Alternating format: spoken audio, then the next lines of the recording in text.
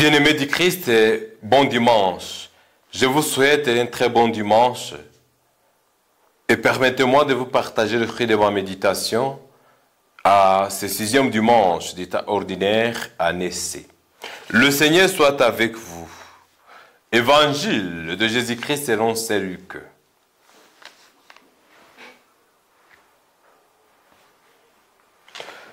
Jésus descendit de la montagne avec les 12 apôtres et s'arrêta dans la plaine. Il y avait là un grand nombre de ses disciples et une foule de gens venus de toute la Judée, de Jérusalem et du littoral de Tyr et de Sidon. Regardant alors ses disciples, Jésus dit, « Heureux, vous les pauvres, le royaume de Dieu est à vous. Heureux, vous qui avez faim maintenant, vous serez rassasiés. Heureux, vous qui pleurez maintenant, vous rirez. Heureux êtes-vous, car les hommes vous haïssent et vous repoussent, quand ils insultent et rejettent votre nom comme méprisable à cause du Fils de l'homme. Ce jour-là, soyez heureux et sautez de joie, car votre récompense est grande dans le ciel. C'est ainsi que leur père traitait les prophètes. Mais malheureux, vous les riches, vous avez votre consolation. Malheureux, vous qui êtes repus, maintenant vous aurez faim. Malheureux, vous qui riez, maintenant vous serez dans le deuil et vous pleurez, Malheureux êtes-vous quand tous les hommes disent du bien de vous. C'est ainsi que leur père traitait les faux prophètes. Acclamons la parole de Dieu. Bien-aimés du Christ, les lectures que l'Église, notre mère, propose à notre méditation à ce 6e dimanche d'état ordinaire année C reviennent sur la confiance que nous devons mettre dans le Seigneur notre Dieu. Dans la première lecture, cette confiance consiste à mettre notre foi dans le Seigneur et compter sur lui. Dans la deuxième lecture, la confiance se base sur la proclamation de la résurrection du Christ, socle de la foi chrétienne, et est nourrie par notre espérance en la vie éternelle.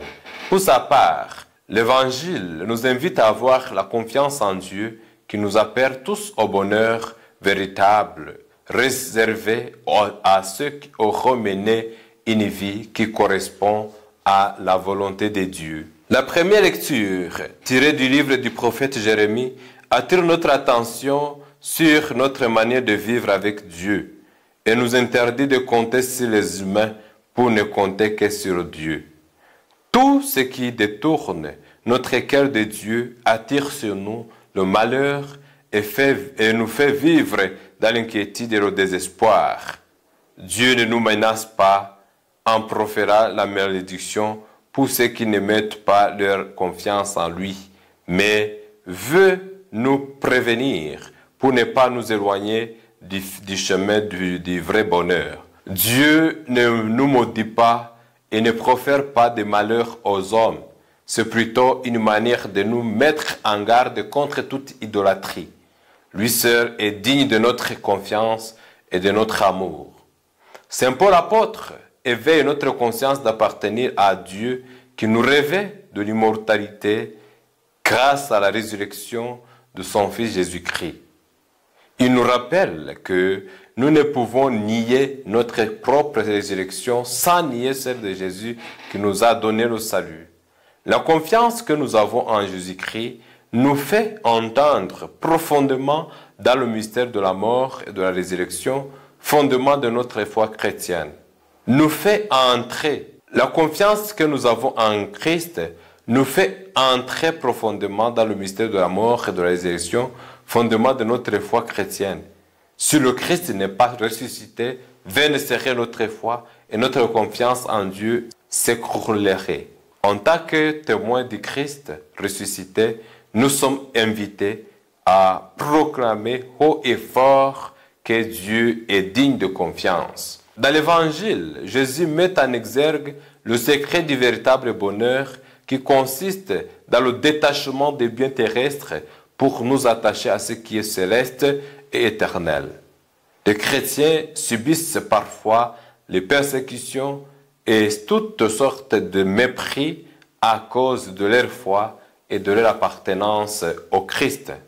Bon gré, mal gré, ils espèrent que Dieu est leur seule source de bonheur et ils ont les yeux toujours fixés sur lui. Ils vivent dans la dépendance de Dieu et savent compter sur lui dans toutes les circonstances, de leur vie. Le bonheur de chrétiens ne dépend pas de ce qu'ils ont, mais de ce qu'ils sont. La vie chrétienne se fonde sur l'amour, la solidarité, l'unité et la paix, qui sont des éléments promoteurs de la joie et du bonheur véritable. Jésus promet le bonheur à ceux qui mettent leur espérance et leur confiance en Dieu. Ce bonheur ne se fonde pas sur les biens matériels, mais sur les valeurs spirituelles. Dieu réserve le bonheur à tous ceux qui veulent mener une vie basée sur la confiance et la joie d'être rejeté, insulté, méprisé et haï à cause du Fils de l'homme.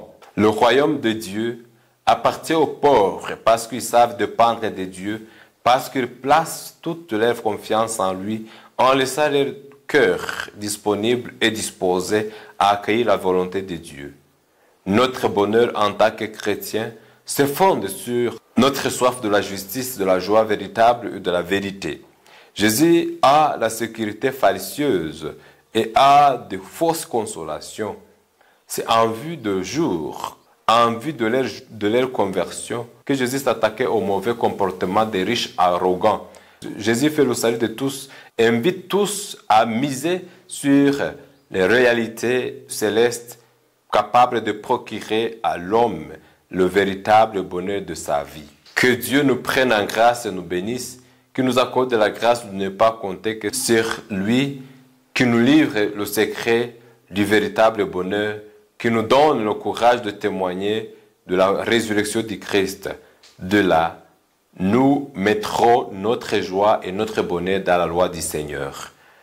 Bien-aimés du Christ, merci pour votre aimable attention. Je souhaite à tous et à chacun fructueux dimanche. Le Seigneur soit avec vous. Que Dieu Tout-Puissant, bon amour et miséricordieux vous bénisse et vous protège, le Père, le Fils et le Saint-Esprit. Amen.